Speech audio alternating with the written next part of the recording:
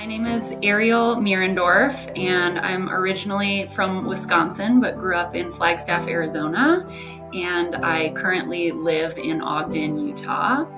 I was diagnosed with stage 4 high-grade appendix cancer, and I'm a single mom to a now 4-year-old son, and I'm also a small business owner and fitness professional. I noticed that I was having this sharp pain with gas and bowel movements, just like a 4-second sharp pain, and then it would go away completely.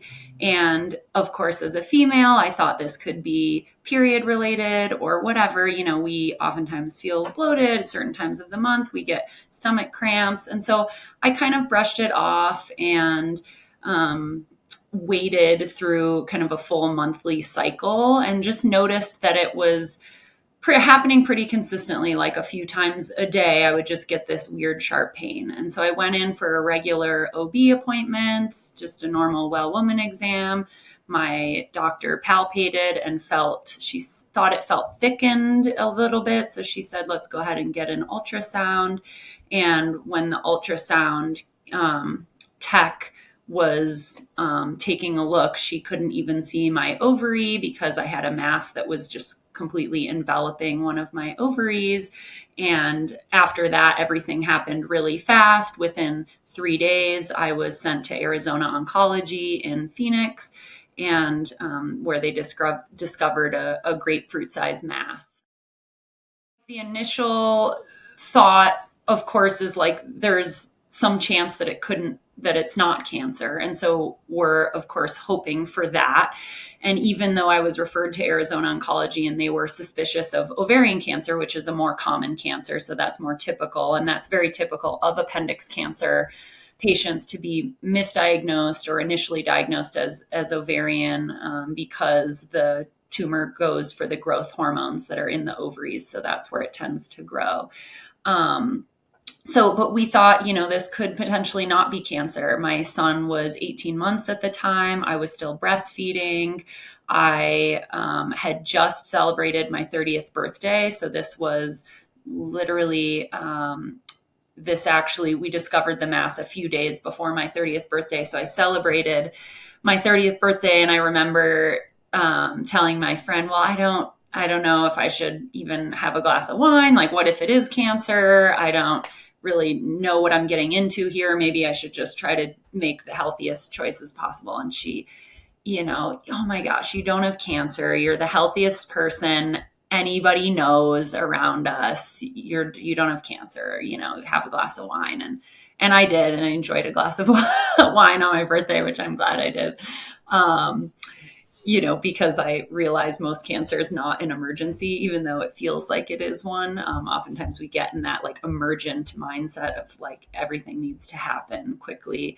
And then, suspicious of cancer, then as my cancer markers were coming back, my blood work was coming back, signs were pointing more likely towards cancer. And, I come from a family of athletes and a family of doers. And so there's something about crisis situations. My mom is a career nurse. My dad's a retired paramedic firefighter. Like, we kind of thrive on situations that need our full attention in that way, especially medical situations with my family's kind of medical background. And so even though it was scary, my mom was such a grounding force for me in that she would just remind me of, we're just going to take one piece of information at a time and continue to move forward and to continue to gather information. We can't make decisions until we know, and we're just going to continue to move forward. And so she just had this very like logical, helpful way of kind of processing, especially in that kind of early crisis time that is a cancer diagnosis. When they found the mass, we knew it had to be removed. Like it was, and the reason I was having that pain, we discovered, is because the mass was pushing into my intestines. So when gas or stool would move through, it would give a sharp pain just as it moved through that one little spot. So it was clear the mass had to be removed. And I knew going into that surgery that I would have to likely have other organs removed depending on what she found. She would have to remove more, which she did. I wound up with the full radical hysterectomy, and she took out the tumor. And appendix cancer is a surface growing cancer. So it kind of looks like spray paint or like mold growing on top of the abdominal organs. And so when she got in for surgery, she noticed that kind of cancerous look all over the abdominal organs.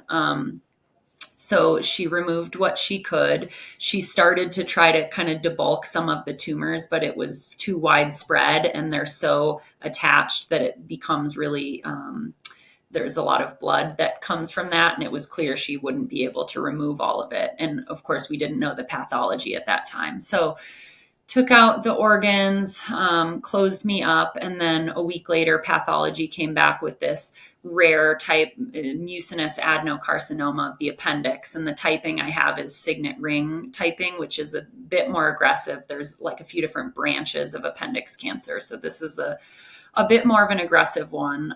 Fortunately, one that typically responds to chemo. Started on chemo, and at that time started looking for specialists. I started connecting with different appendix cancer groups, finding other people with a similar pathology, and gathering resources and information on what I needed to do to move forward and make the best decisions. And it became clear that you have to find an appendix cancer specialist because it's different than other cancers. And if you don't have a specialist, it just kind of gets lumped in with like colon cancer and other types of cancers. So we began interviewing doctors in different states, kind of surrounding states, surrounding regions, and eventually landed on Dr. Laura Lambert at the Huntsman Cancer Institute in Salt Lake City. I did 25 rounds of chemo total. So it was about every other week I received chemotherapy. The first half was full Fox, and the second half was full Fury. So full Fox, fluorosil, leucovorin, something with platinum in it. I don't remember all of the names, but and then Avastin was a drug that was added to a lot of the treatments. So Avastin is added to chemotherapies because it helps go for the vascularity of a tumor. So it helps cut off blood flow to fast growing cells, which means it also cuts off blood flow to all of the fast growing cells, which is like your sinus cavity and your like eyeballs. And so you get dry, I would get bloody noses from that, kind of a scratchy throat from the Avastin. And then the full Fox, the original, the first chemo, I got really bad cramping in my hands.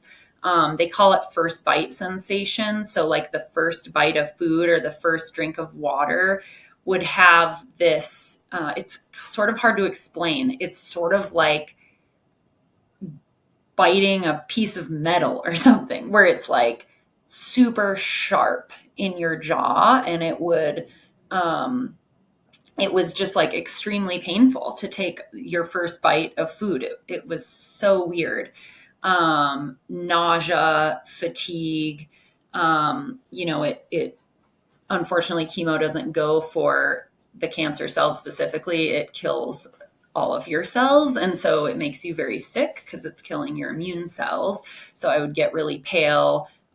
It would take me a long time to heal from minor things like scrapes and bumps and bruises, and mostly just a feeling of illness. It's like the worst possible hangover you've had times 10, minus any of the fun that you had the night before. It's just like instant illness. About halfway through that, I had a laparoscopic surgery with my new surgeon specialist, Dr. Lambert, in order to see how the chemo worked and if I would be a candidate for the HIPEC surgery. The HIPEC surgery, nicknamed the mother of all surgeries, is a massive surgery where they open you up, they pour in, or they first debulk all the tumors, all the visible tumors, by scraping them away, and then they pour in hot chemotherapy and kind of wash out the abdominal cavity with the chemotherapy, so it gets straight on the tumors. That's kind of seen in the Western medical world as the top line treatment. So I did the laparoscopic surgery just to have a look to see if I would be a candidate for that, which I wasn't. She said, well, it looks like some of the tumor burden has gone down. It wasn't down enough that I would be a candidate for that surgery, because if they can't get all the cells away, then if there's one lingering cancer cell, it will just proliferate. So if they're not pretty certain they can get all of it debulked, then you're not really a candidate. So because of the spread on my small intestine, my large intestine, my liver, my bladder, and around my abdomen still, she said I wouldn't be a candidate. One of the doctors that we interviewed back when we were interviewing doctors was, his name's Dr. Raouf, and he's out of the City of Hope in LA. And he is part of a clinical trial called PIPAC, which is researching this other type of surgery. And he said at that time, we don't have to go there until you're maybe to a point where there's no other options for you. So now that I'm not a candidate for HIPEC, Dr. Lambert referred me to Dr. Raouf for that trial. Luckily, I had already touched ground with him, so that kind of got me in the door a little bit with him. It took about four to 6 months to get insurance on board with getting that procedure done. We fought tooth and nail to get that done. It was denial after denial after denial, appealing, going to court. Meanwhile, I'm just sitting around getting chemo every 2 weeks. So I'm just getting sick. I'm not, really, and chemo, it's like it works until it doesn't. So luckily, my parents, being the fierce advocates they were, we made it happen. I got into the trial. The trial was studying how PIPAC as a surgery worked alongside IV chemotherapy. So I was getting IV chemotherapy every other week.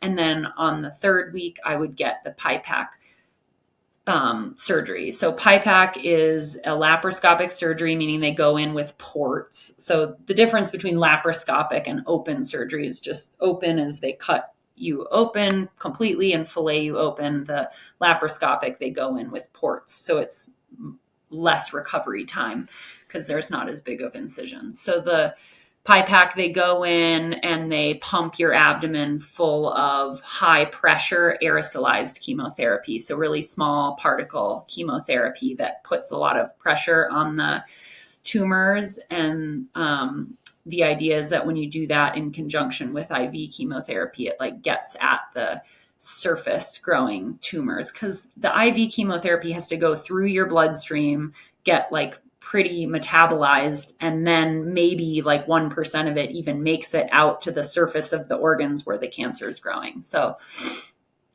I got into the trial. I believe I was the fourth person in the country to have this treatment done. I was in one of the early cohorts. And they were testing kind of different medicines and different ways of doing it. And so, you're kind of like a guinea pig with getting this treatment done. They have to do a lot of other studies in conjunction with that, because it was just a trial. It's not a approved treatment yet. So I ended up getting 2 of those surgeries. Well, after that initial PIPEC surgery and the biopsies came back, all of those biopsies came back negative too. And so it was kind of like, okay, let me get this straight. Like, my scans are clear, which really doesn't mean anything in appendix cancer. My blood work is clear, which isn't super indicative, but a little better. And my biopsies are coming back negative. So it's kind of like, can we explain how there's evidence that I have cancer besides it's what you think you see is cancer? And I'm just sitting here, meanwhile, like dying on chemo. So Dr. Rauf agreed. He said, you are right. And, but what I see does look like cancer. It is abnormal tissue and it's going to create issues regardless of what it is. Let's do one more round of PIPAC. We'll take twice as many biopsies just to be like beyond clear. Well, like he said, I'll even take them from like the risky spots where it's like totally obvious. So he took like, I don't know, like 8 or 12 biopsies that second round. And all of those biopsies came back negative. And then it was like, okay, well, unless we have proof that I have cancer, I'm just like not going to continue doing this. And he agreed, that that's the best option. It's weird. And everyone was kind of like, this is weird. We don't know, but that makes sense that you wouldn't want to continue treatment. And so, had a lot of complications from during recovery from those surgeries. I've been hospitalized 3 times, even now, just in the last few months, with bowel obstruction type issues. When you have chemo cancer surgery in the abdomen, you get a lot of scar tissue. And so I still deal with issues involving scar tissue from that. So the 2 rounds of PIPAC, after that second round, I no longer did Western medicine treatment, as far as no more chemo, no more surgeries since then. About a year later, I had my port removed, and here I am, just feeling great. I try to be of the mentality, like, I do not reject any part of myself. And so even this cancer, even this thing, how can I be in relation with that? And how can I let go of what no longer serves me in a kind way, instead of this like aggressive fight me against this part of myself, and being in relation with that instead. I should mention, in conjunction with Western medicine, I've also done non-Western approaches, a lot of different ones. One that I continue to do is a natural medicine protocol that's rooted in ancient Chinese medicine, that's been practiced for thousands of years, and is based in food and herb supplements and that support my body's natural ability to heal. So taking medicine that supports my body's function and what it does best is also a different approach of looking at medicine. So that's kind of where I'm at now, is like getting out of my own way and helping my body do what it naturally wants to do, which is lean in the direction of health and vitality and aliveness. And so anything I can do to support that. And the medicine that I'm taking now isn't doing any of that for me. It's just supporting that process myself. A big part of my life has been movement, sports, athletics. And so I understand this value of continuing to keep energy moving through. They talk about like emotion is energy in motion. And so when we have emotions come through and then we stuff them down, or we don't let them relate with us and continue to move through, then they get stuck and bound up. And then in the physical body, we can get stiff and bound up. And I think that, we're whole beings, that, our physical bodies intertwined with our emotional body and our spiritual body. And we can't separate those things. And if we're not treating ourselves as a whole person, then we're not necessarily healing as a whole person either. So really just focusing now on that whole body, whole body healing, not just on the physical level, but the mental, emotional, spiritual level as well. The one thing in my journey that feels really hard to forgive, if there's an entity that I need to forgive, whether that's God or life or whatever, just the matrix that made that happen. Having to stop my breastfeeding journey before I was ready and before my son was ready, and knowing I'll never have that experience again or the option to bear my own children again, knowing that my eggs are gone. You can only live life forward. I can't go back and say what I would do differently, because you just can't, and it's not helpful. It is the biggest bummer of my life that option was taken away from me. Not that I was so hell-bent on being a mom again or having my own child again necessarily, but just having that option, and you don't realize how much of your identity is wrapped up in your, not just identity, but like your power. Like you have the opportunity to grow a life inside of you. And even if you choose not to have children, you still have that power within you, and that part of you that's like, there's these egg cells that are there as potential human life and beings, and you carry that with you. And when that's taken out of you, there's this like void that happens there. My son and I talk really openly about how he was my only egg and he was my only one, and how special that is and how special he is. And so I think those positive moments are so much defined by the opposites and by the negative ones. And so,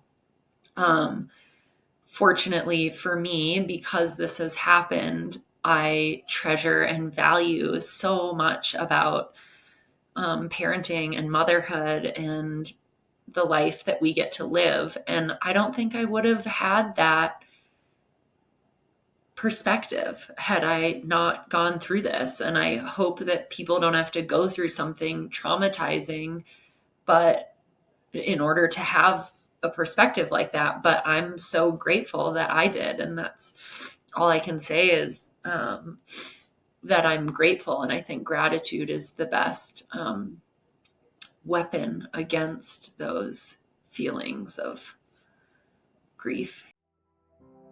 It's good to remind people that it's okay to ask for what you need. And we have a need as human beings to give and to receive. And I think we actually live in a culture that we have an easier time giving and giving and giving and giving till our cup is dry. And then a lot of people, in my experience from what I observe, have a really challenging time receiving.